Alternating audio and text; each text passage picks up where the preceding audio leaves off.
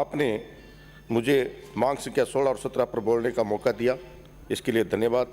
मेरा विचार पुलिस के प्रति सकारात्मक व नकारात्मक दोनों ही हैं। पुलिस की नौकरी करने वाले हमारे ही समाज के हैं, फिर भी अन्य सर्विस में इनमें अंतर क्यों है? सभापति महोदय, हमारे राज्य में 80,000 पुलिसकर्मी तैनात हैं जो दिन रात लोगों की सेवा करते हैं। सत्यता ये है कि पुलिस की कोई यूनियन नहीं है, और जिसके कारण से इनकी भावनात्मक मांग सरकार तक पहुंच नहीं पाती है। सरकार अपनी ओर से ध्यान नहीं देती, इसलिए पुलिस अपने आप को शोषित कुठित महसूस करती है। आपसे हमने मुख्यमंत्री जयपुर में सर्दी की रात में रुक कर के देखे, पुलिसकर्मी की दर्दनाक जाने, मगर इनके दर्द पर मरहम लगाने वाला वक्त इसी बजट सत्र काल में पुलिस की मांगों का ध्यान नहीं रखा गया।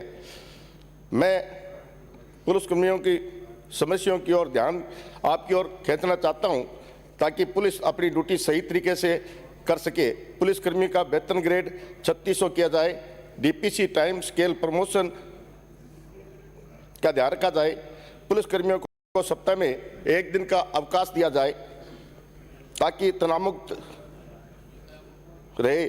ड्यूटी का समय 8 घंटे किया जाए। मेस भत्ता 5,000 किया जाए, भर्ती भत्ता बढ़ाकर 7,000 से 10,000 किया जाए, तथा पुलिस का कर्मचारी बगैर तनाव से अपना कार्य सही ढंग से कर सकते। पर इसके साथ साथ पुलिस की हमारे समाज में बहुत आवश्यकता है, पर जो इनके पास संसाधन है उससे ये लगता है कि ये डिपार्टमेंट की हमें जरूरत नहीं है, क्योंकि पुलिस बगैर हमें 1 मिनट नहीं सरता। पर जब इनकी कोई वारदात हो जाती है तो इनकी गाड़ियों की हालत देखी जाती है, तो वो गाड़ी नाका भी लगाती है, घटनास्थल पर भी जाती है और वारदात के पीछे भी जाती है। पर इनकी गाड़ियां खटारे टाइप गाड़ियां हैं, जिसके कारण से जो अपराधी अच्छे संसाधन लेकर के आते हैं, और हमारा जिला तो पंजाब और हरियाणा की सीमा पर है, और वहाँ पर अपराध करने वाला 30 से 60 मिनट के अंदर पंजाब चला जाता है और हमारे कर्मचारी वहाँ हाथ मलते रह जाते हैं। इसलिए मेरा सरकार से अनुरोध है कि पुलिस चौकी में अच्छी गाड़ियाँ, पुलिस थानों में और पुलिस चौकी में अच्छी गाड़ियाँ, पेट्रोल डीजल ड्राइवर, अच्छे हथियार उपलब्ध कराए जाए, ताकि चेन स्कैनिंग, मोटरसाइकिल, घर में चोरी, पान चोरी, हत्या जैसी घटनाएं ये खोल सके। पर इसके साथ साथ मैं पुलिस कार्य प्रणाली पर सवाल उठाऊंगा कि मेरे वहाँ रावसर थाने में सतपाल सुतार FIR नंबर 577/2018, अभिषेक बिश्नोई FIR नंबर 156/2019, ये दोनों व्यक्ति घर से निकले और दोनों का आज तक पता नहीं चला। और अभिषेक की तो साइकिल 1 साल बाद में राजस्थान कनाल की बंदी, नहर की बंदी के दौरान वहां नहर के अंदर मिली, परंतु फिर भी अभी तक उनके घर वाले आस लगाए बैठे हैं, पर दोनों व्यक्तियों का अभी तक अता पता नहीं चला कि वो जिंदा है कि मुर्दा है या वो कहाँ है। भ्रष्टाचार संबंध की मैं बात करूंगा तो पुलिस की कार्य प्रणाली सही नहीं है। पुलिस के पास परिवाद आता है तो बीट इंचार्ज को भेजा जाता है, बीट इंचार्ज सीधा जिस व्यक्ति के खिलाफ परिवाद आता है उसी से पूछताछ करता है और उसी के प्रताड़ित करता है, या परिवाद देने के बाद उसी पीड़ित व्यक्ति को गाड़ी लेने के लिए कहा जाता है। मैं मौके पर जाऊंगा, एक गरीब व्यक्ति को गाड़ी उपलब्ध कराना मुश्किल है, तब वह दूसरा पक्ष से बात करता है, उस गाड़ी को पैसे भी उससे मांगता है, वह उसे और उसके हिसाब से कार्य करता है, और जो अपराधी है उससे राशि लेकर के न्याय की बजाय अन्याय करता है। वो गरीब व्यक्ति लाचार होकर के घर बैठ जाता है और खेल प्रदर्शन FIR नंबर करने के कारण होता है, जबकि सरकार ये कहती रहती है कि FIR ही दर्ज करो ताकि पीड़ित को न्याय मिले, परंतु भ्रष्टाचार खत्म नहीं हो रहा है, इसलिए परिवाद की जगह पहले एफआईआर दर्ज करें ताकि उस पीड़ित को न्याय मिले। प्राय देखने को मिलता है कि समय समय पर पुलिस नाका लगाती है, उन नाकों के दौरान वाहन चेकिंग, कागज चेकिंग के बहाने कोई किसी कमी निकाल करके उसे परेशान किया जाता है। चालान इतना भारी भरकम बना देता है कि व्हीकल थाना में घल जाते हैं।